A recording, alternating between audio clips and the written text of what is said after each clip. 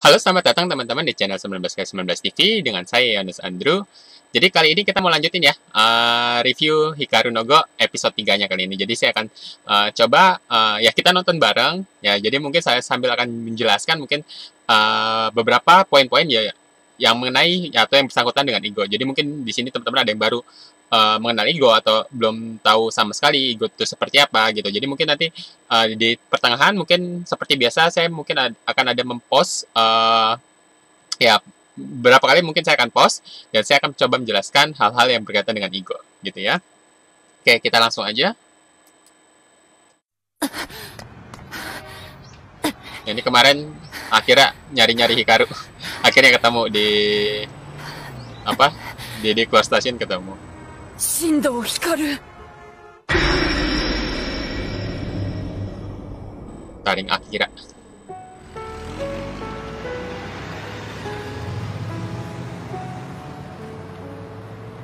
トウヤじゃないか。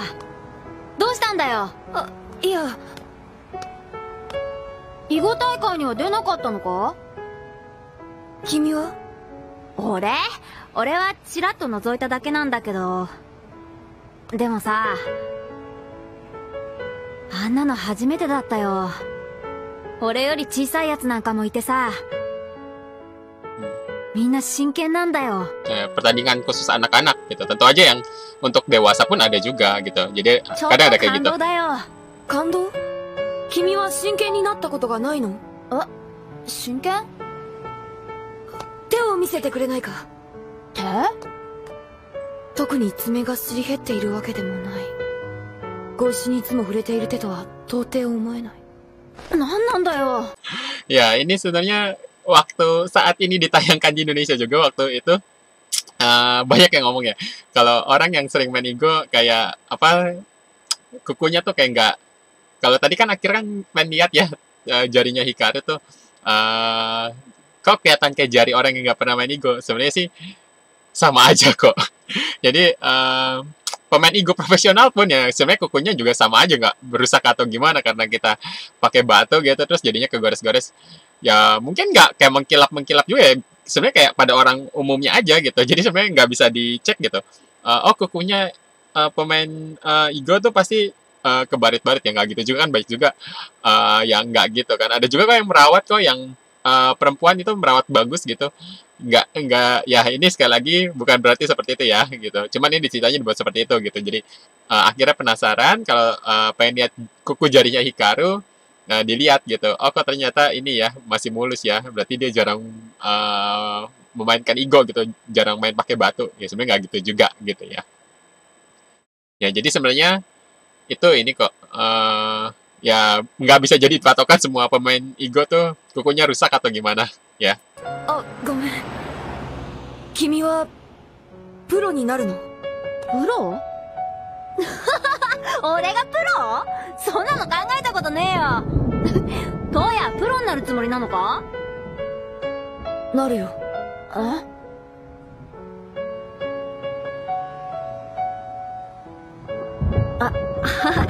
そうか、トウヤはプロを目指してるのか。囲碁のプロって儲かるのか？タイトル戦の賞金なら名人戦で3600万で棋聖戦が4200万。おいおい、タイトル戦っていくつあるんだよ。全部勝ったりすると。全部で8冠。賞金総額は1億8000万くらいさ。1億？うふふふサイ、お前の腕なら名人戦くらいちょろいだろ。 Oke, jadi tadi Hikaru kan masih awam ya soal Igo. Dia nanya ke Akira, kau pengen jadi profesional gitu. Ya Akira bilang iya mau gitu. Terus Hikaru penasaran, emang kalau jadi pemain Igo itu menghasilkan banyak duit gitu ya. Terus ya bilang kalau Meijin segini, kalau Kisei segini gitu. Terus ya memang sebenarnya sih kalau turnamen ya bisa juara ya memang bisa dapat sebaik itu gitu. Memang termasuk yang menghasilkan kalau kalian jadi pemenangnya tentu aja. Tapi nggak pun kalian tetap bisa mendapatkan bayaran gitu, dapat gaji juga gitu. Jadi profesional itu selain penghasilannya dari kemenangan bisa dari macam-macam juga. Kadang bahkan yang kalau yang populer juga mereka bisa dapat iklan gitu. terus digaji juga, terus kalau mereka mengadakan teaching game juga gitu, Shidogo gitu, tutorial-tutorial mereka itu dapat gitu. Makanya terus kelebihannya lagi mungkin nggak seperti kayak sepak bola atau atlet-atlet yang olahraga yang membutuhkan stamina lebih gitu ya. Jadi biasanya kan ada waktunya, biasanya cuma sampai umur apa, biasanya kalau udah deket-deket ke 40, biasanya udah pada pensiun gitu kan. Tapi kalau Igo itu bisa pensiun di umur 80-an gitu, atau bahkan lebih juga ada gitu ya. Jadi karena permainan otak kan gitu. Ya, jadi buat informasi aja, sekalipun sudah pensiun pun, itu tetap aja kalian bisa, kalau jadi profesional tetap aja kalian bisa mengadakan tutorial-tutorial, jadi kayak jaminan seumur hidup. Jadi kalau misalkan kayak di Jepang, di China, di Korea itu, ibaratnya kayak mungkin ke Indonesia kayak PNS gitu ya, jadi kayak jaminan hidup gitu. Jadi kalau kalian bisa jadi profesional, ya jadi kayak jaminan hidup gitu. Ya tentu saja kalau misalkan sampai bisa juara ya itu hebat lagi gitu kan. Oke, jadi seperti itu. Jadi Hikaru mulai tertarik gara-gara ngeliat hadiahnya itu besar gitu. Tapi memang besar sih. Itu baru turnamen yang disebut akhirnya kan baru turnamen lokalnya aja kan di Jepang, belum turnamen-turnamen internasional gitu. Internasional bisa lebih gede lagi gitu. お金のために碁を打つなんて。まあちょっとだけさ。ちょっとだっけ。いやちょっとプロになってちょこちょこっとタイトルの一つや二つ取るのも悪くないかなって。ちょっとプロになってちょこちょこっとタイトルの一つ二つ取る。ふざけるな。その言葉プロの人すべてを侮辱する言葉だぞ。 Akhirnya marah tahu-tahu. 君が碁打ちのはずがない。碁を打ってきた者がそんな暴言を吐くものか。 Ya, karena Hikarunya kan belum tahu dunia Igo seperti apa. 騎士の高みを知っているのか。忍耐、努力、辛酸、苦渋、果ては絶望まで乗り越えてなおその高みに届かなかった者さえいるんだぞ。父の傍らでそんな騎士たちを見てきた。それを君は。僕もそれを覚悟で努力してきた。小さい頃から毎日何時間も碁を打ってきた。どんなに苦しくても打ってきたんだ。なぜ僕がこんな奴に負けたんだろう。 Ya, saya kan coba jelaskan sedikit. Jadi ini tiba-tiba akhirnya kayak meledak gitu ya. Hikaru ngomong, ya pengen coba kayak mungkin ke Indonesia kayak ngomong, ya pengen coba sih kayaknya pengen jadi pro gitu, mungkin bisa dapat 1-2 gelar. Ya terus akhirnya tahu kesulit. Ya tentu aja Hikaru kan dia ngomong gitu kan karena nggak tahu sama sekali kan. Wajar juga sebenarnya kan. Oke, terus kenapa Akira di sini marah? Karena memang jadi profesional itu memang kalau bisa jadi profesional yang saya bilang tadi ya kayak jaminan hidup lah. Tapi tentu saja untuk jadi profesional itu sangat-sangat nggak mudah gitu kan. Tentunya banyak kesulitan gitu dan banyak yang nggak bisa juga gitu sampai ke tahap itu gitu. Karena memang ada ujiannya dan segala macam. Ya itu nanti saya jelaskan. Oke, jadi ada juga cerita jadi kayak biasanya yang jadi profesional itu sejak latihan dari kecil gitu. Jadi akhirnya saya pengen ngomong itu gitu. Jadi yang profesional dari kecil belajar gitu, bertahun-tahun lah, nggak ada waktu singkat, belajar terus, bahkan bisa sehari itu belajar sampai 5 jam, bisa 8 jam, yang betul-betul niat jadi profesional gitu. Misalkan bahkan di China sendiri mereka sistemnya kayak ada asrama gitu, jadi yang kira-kira berbakat dan akan ingin menjadi profesional gitu ya, atau bibit-bibit profesional itu kayak mereka dimasukkan dalam asrama dan berlatih terus gitu loh. Nah, efeknya apa? Misalkan berlatih terus tapi akhirnya nggak bisa sampai tahap itu gitu. Ya tentu aja ada kerugiannya gitu. Sama seperti atlet lainnya sebenarnya. Ketika kalian telah menghabiskan sebagian besar waktu kalian selama bertahun-tahun hanya untuk mendalami suatu permainan gitu, terus akhirnya nggak kecapai gitu kan.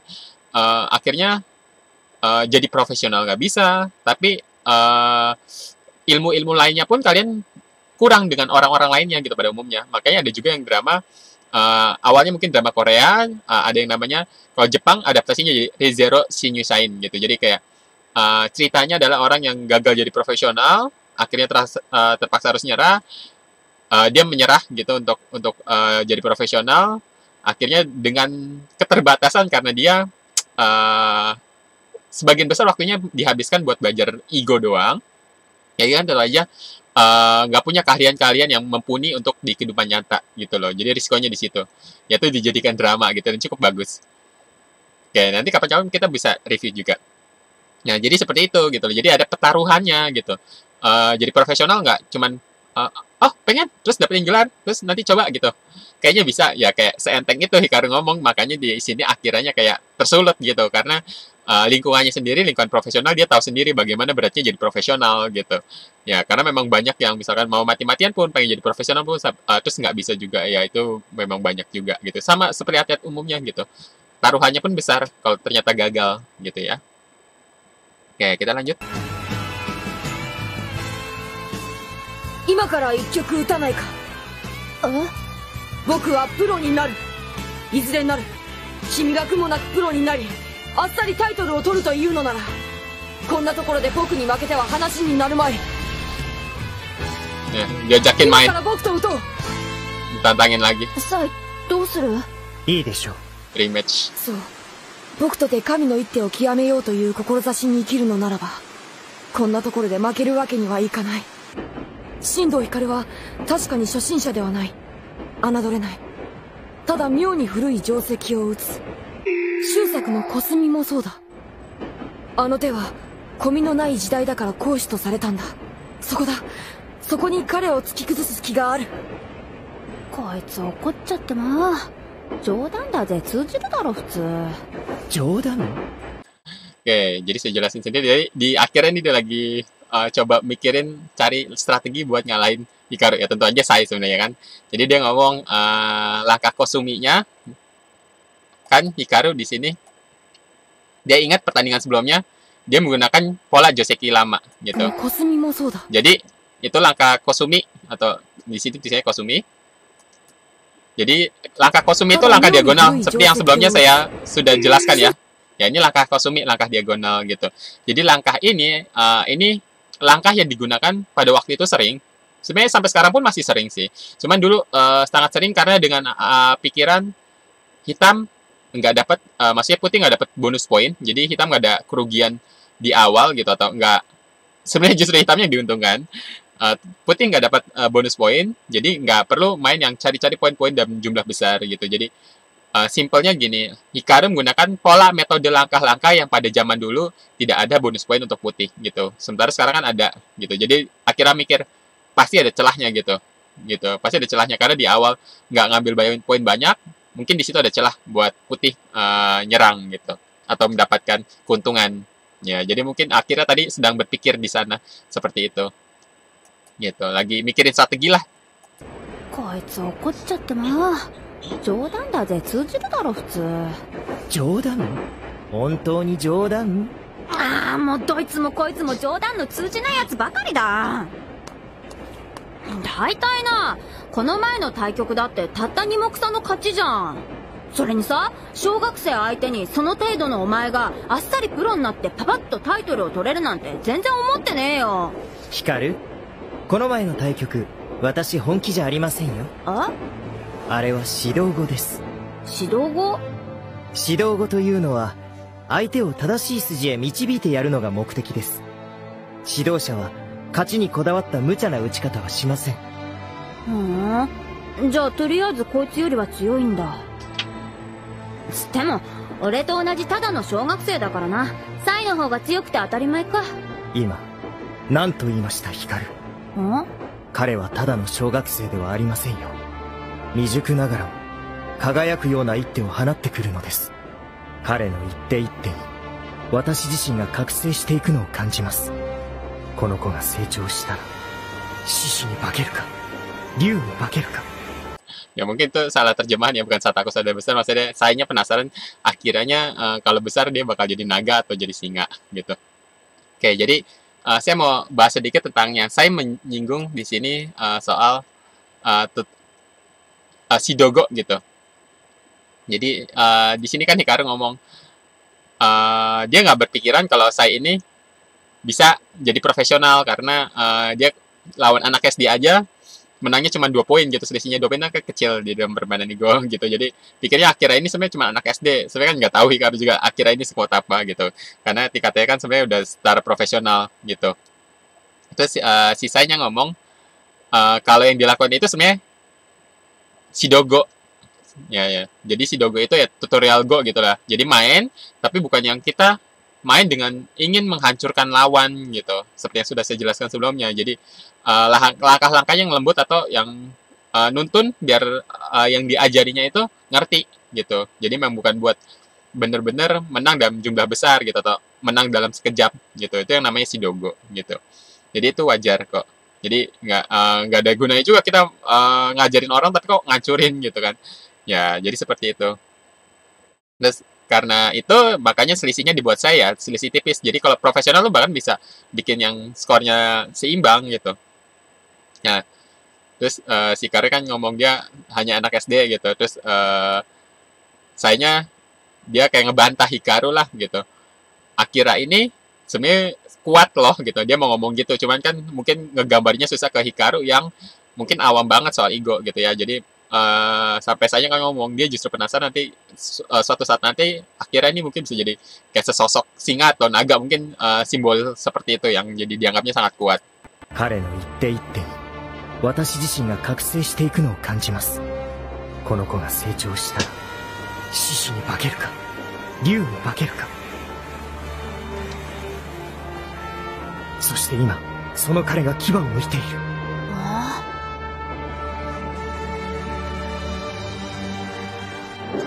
奥が空いてるとこ借りるよ。アキラくん、君は。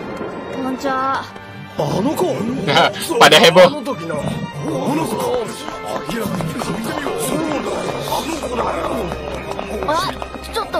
あ、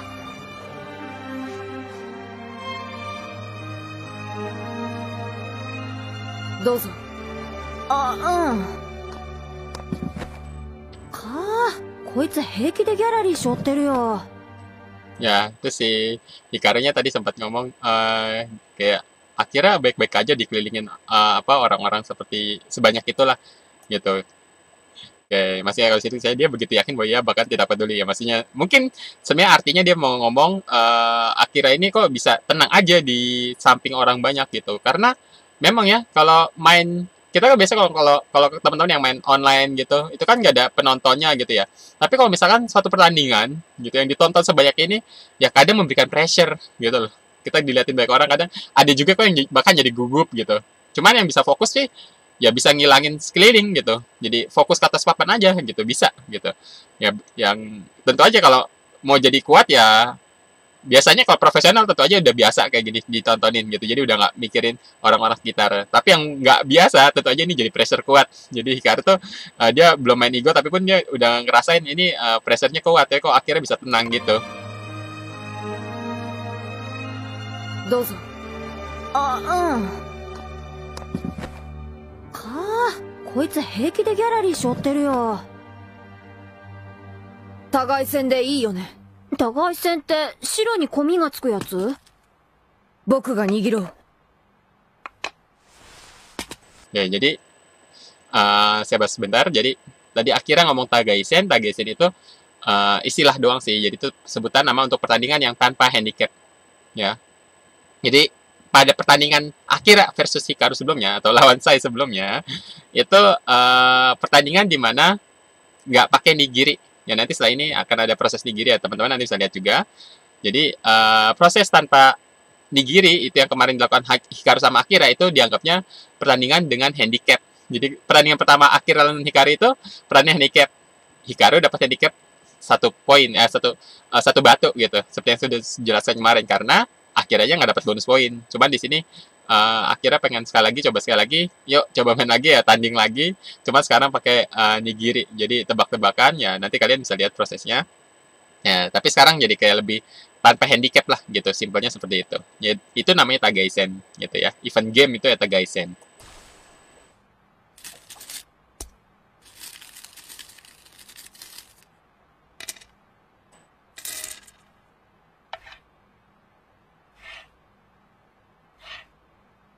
当たった！偶数だ！俺が黒だな。込みは5目半。 Oke, coba saya jelaskan sedikit. Jadi ini yang proses yang namanya nigiri gitu ya. Oke, jadi kedua pemain, akhirnya dia ngambil batu putih terus disembunyikan, Hikarunya ngambil batu hitam gitu ya. Nah, kalau tugasnya Hikaru atau tugas yang menggunakan batu hitam ini adalah nebak di jumlah di tangan Akira ini atau jumlah yang megang putih ini dijumlah di tangan ini gitu loh. Batunya itu jumlahnya totalnya ganjil atau genap. Total keseluruhan batu yang di tangan Akira ini atau di tangan player putih ini ganjil atau genap gitu ya. Jadi kalau mau nebak ganjil, Hikaru ngeluarin 1 batu, nebak genap keluarin 2 gitu. Jadi untuk yang pemain hitam tugasnya aja ngeluarin 1 batu atau 2. Kalau ngeluarin 1 artinya mau nebak di sini jumlahnya ganjil. Kalau mau ngeluarin 2 berarti nebak di sini jumlahnya genap gitu ya. Kalau putih ngambil berapa bebas. Kalian ngambil sebanyak-banyaknya juga bebas gitu. Jadi seperti itu. Hanya tebak-tebakan siapa pegang hitam, siapa pegang putih gitu ya. Nah, terus dihitung, dipasang-pasangin tuh. Jadi kan Nigiri itu nebak nih jumlah yang di tangan putih itu ganjil atau genap gitu ya. Jadi untuk yang dibutuhkan totalnya kan berapa gitu. Maksudnya bukan jumlah totalnya misalnya 20, 21. Kita nggak perlu tahu itu pun sebenarnya nggak apa-apa. Cuman ini cara akhirnya kan dia pasangin 2, 2, 2. Nah, jadi sekali lagi dilihat. Nah, dipasangin 2, 2, 2 gitu aja. Tuh. Nah, terakhir sisanya berapa? Kalau sisanya 2 ya berarti genap dong jumlahnya. Jadi kita nggak perlu tahu kan. Kalau sisanya 1 ya berarti ganjil gitu. Ya, tentu aja tadi saya bilang yang putih boleh ngambil seberapapun, sebanyak apapun gitu. Cuman ya kalau terlalu banyak kan karena ini yang ngitung yang putihnya sendiri juga kan, dipasang-pasangin kan ya repot sendiri gitu. Ya, jadi ya secukupnya aja lah 1 genggam aja ya gitu. Ya, genggam itu ya bahasa Jepangnya nigiri. Ya, dari kata itu, genggam itu nigiri gitu. Jadi nigiri itu. Nah, di sini kalau sisanya aku menang, masih bukan menang sih, tepat sih. Jadi masih tebakan Hikaru, tadi kan Hikaru ngeluarin 2 batu, dan sini ternyata, ya betul hasilnya, ternyata jumlahnya genap. Berarti, karena tebaknya Hikaru tepat, Hikaru pakai hitam, gitu ya. Akhirnya pakai putih. Kalau Hikaru salah, ya udah ditukar, Hikarunya pakai putih, akhirnya pakai hitam, gitu. Ya, kalau benar hitam dia. Nah, terus akhirnya ngomong, Komi itu bonus poin ya. Jadi yang dibilang, ya ini bukan aku memilih hitam, maksudnya aku pakai hitam gitu ya. Tadi jadi bukan kalau tebakan kalian bener terus kalian bisa milih batu, enggak, bukan seperti itu. Ya mungkin ada sedikit kesalahan terjemahan. Maksudnya kalau tebakan kalian tepat, kalian ya pakai hitam. Kalian nggak bisa milih pakai putih gitu. Bukan kalau tebakan kalian tepat, bukan berarti kalian milih batu, enggak. Bukan seperti itu ya. Jadi kalau tebakannya tepat harus pakai hitam. Mau nggak mau udah kayak gitu aturannya. Gitu. Kalau lawannya putih. Kalau tebakannya salah ya udah dia pakai putih, lawannya pakai hitam gitu. Jadi ini bukan memilih, jadi nggak bisa milih hitam. Nah terus kominya 5 dan sebagian moku. Ya ini juga mungkin sedikit salah translate. Jadi sebenarnya artinya adalah kominya 5,5 poin gitu. Jadi pada masa dulu yang seperti saya singgung sebelumnya, di episode sebelumnya, jadi komi zaman dulu tuh 5,5. Kalau zaman sekarang udah 6,5 gitu. Pada masa itu 5,5, masih 5,5 gitu. Karena perubahan dirasa mungkin bonus poin untuk putih 5,5 itu dirasa kurang, makanya dinaikin. Jadi sampai sekarang pun 6,5 gitu. Jadi saat proses anime ini berjalan, itu udah naik juga gitu loh. Jadi pada masa awal-awal kan pakainya 5,5. Jadi ya dipakai itu dulu gitu daripada mungkin berubah-berubah terus. Gitu. Jadi komi itu maksudnya bonus poin ya. Bonus poin untuk putih. Itu namanya komi gitu. Bukan komi 5 dan sebagian, maksudnya kominya atau bonus poin untuk putih 5,5 poin gitu ya. Jadi kalau kenapa ada setengahnya sih? Ya biar nggak seri aja. Kalau seri kan nggak enak gitu. Misalnya sama-sama 50-50 main udah lama-lama ternyata hasilnya seri gitu. Jadi ya bisa aja kalah setengah poin atau menang 2,5 poin. Jadi seperti itu. 五目半。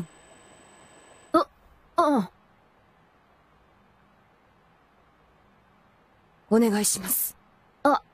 よろしく。Oke, jadi gitu di awal-awal prosesnya. Ini kalian belajar juga mungkin. Mungkin ada teman-teman sini yang pernah main, tapi selalu main di komputer.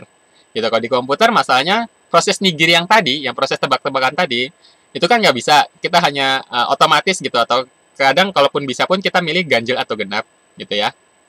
Tapi mungkin teman-teman yang belum pernah melakukan proses nigiri itu atau belum pernah main langsung di atas papan gitu. Mungkin yang selama ini cuma main di aplikasi atau main online doang. Jadi kan tentu aja nggak pernah melakukan itu. Jadi kalau misalkan kalau di turnamen atau pertandingan offline gitu atau main biasa lah.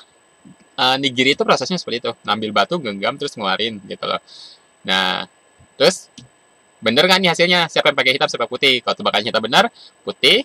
Terus kalau tebakannya salah, ya dia pakai putih gitu, tukeran batu aja seperti itu. Terus sebenarnya ada aturan juga sih. biasanya yang ngambil melakukan nigiri gitu. Nigiri itu maksudnya yang ngambil batu putih dalam jumlah berapa. Ya biasanya sih memang, oh kebetulan kalau di situ batu putih ya, ya silakan aja lakukan nigiri. Cuman ada juga sebenarnya sistem kayak maksudnya sejenis tata krama pada umumnya gitu ya. Mungkin tata krama nggak tertulis atau aturan nggak tertulis lah kayak tata kramanya gitu. Yang nebak biasanya yang lebih pertama mungkin seperti yang junior atau yang lebih lemah atau yang lebih muda gitu. Jadi yang biasanya yang lebih tua atau lebih senior atau mungkin lebih kuat lah gitu, diperkenankan yang ngambil batu putih gitu loh, atau yang melakukan nigiri gitu. Yang melakukan nigiri atau yang ngambil genggam batu putih itu dalam jumlah beberapa itu biasanya gitu, yang senior atau yang lebih kuat atau yang lebih tua gitu ya. Nah terus yang nebaknya tentu aja lawannya yang biasanya lebih muda gitu atau lebih junior gitu. Ya, proses nigiri seperti itu. Ya kalau tebakannya benar atau salah, terus udah ditentukan hasilnya siapa yang pakai hitam siapa putih, ya terus berikutnya saling menghormat gitu. Kayak akhirnya tadi ngomong onegaishimasu gitu. Itu bahasa Jepangnya gitu. Jadi mungkin teman-teman biarpun ya yang nggak mengerti bahasa Jepang gitu. Jadi banyak kok pemain Igo Indonesia pun kita nyebut seperti itu onegaishimasu gitu. Atau mungkin kalau di internet good game gitu. Tapi banyak rata-rata kok orang pakainya onegaishimasu gitu atau yoroshiku onegaishimasu gitu. Lebih lengkapnya gitu yoroshiku onegaishimasu gitu. Kalau Hikarunya tadi ngomongnya yoroshiku aja gitu. Itu lebih casual. Ya jadi umumnya sih atau sopannya ada onegaishimasu aja. Onegaishimasu gitu. Saling membungkuk. Lawannya juga bungkuk juga onegaishimasu gitu. Ya setelah itu ya sudah bisa jalan bisa dimulai permainan gitu. Tentu aja kita yang jalan duluan. Jadi seperti itu proses sebelum mulai suatu permainan dalam Igo, Baduk atau Ecchi gitu ya. Prosesnya seperti itu, melakukan nigiri dulu, terus ya udah saling hormat onegaishimasu gitu atau good game gitu. Oke, baru mulai. Jadi seperti itu. Oke. Jadi mungkin videonya kita dibagi jadi nggak hanya satu part ya, biar nggak terlalu panjang juga. Jadi mungkin videonya sampai di sini dulu. Jadi mungkin teman-teman yang tertarik dengan video-video seperti ini silahkan like, subscribe, komen, share juga ke teman-teman lainnya mungkin yang tertarik atau ingin bernostalgia tentang Hikaru no Go ya silahkan share juga. Terus kalau kalian tertarik ingin belajar permainan Igo, kalian bisa mengikuti channel ini. Silahkan kalian cek di kolom playlist, di situ banyak sekali saya sudah memberikan beberapa video-video tutorial buat pemula bener-bener dari nol. Jadi kalian bisa mengikuti video itu untuk mengetahui cara main Igo gitu. Ya jadi silahkan cek aja di kolom playlist gitu ya. Bisa juga kalian cek di kolom deskripsi di bawah. Jadi mungkin teman-teman ada yang saat ini sedang mencari peralatan, bagaimana cari peralatannya gitu ya. Atau bagaimana, mungkin atau kalian ada yang ingin ditanya, kalian boleh tulis di kolom komentar di bawah gitu ya. Oke, jadi mungkin video kali ini itu aja. Nanti kita sambung lagi di part berikutnya ya. Oke, terima kasih atas perhatiannya. Kita ketemu lagi di video berikutnya. Terima kasih.